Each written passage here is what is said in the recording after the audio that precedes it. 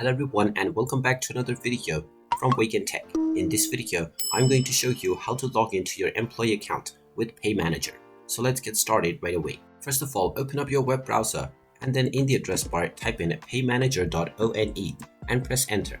You will now be taken into the paymanager.one website, from which if you scroll down, you will find the Paymanager login for DDO/employee option. Go ahead and click on the link that you see underneath the Paymanager login option, and this will take you into your Paymanager login portal. Once you are inside the login portal, you will simply be asked to enter your username and your password. Just go ahead and type in the username that you have set while creating your account within the username box, and then enter your account password underneath within the password section. You can then enter the captcha code that you see on your screen, and after entering this code, click on the login button and you will be logged in to your Paymanager employee account right away. In case you have forgotten your password, you will find the forgot password option that you can click on in order to reset your credentials.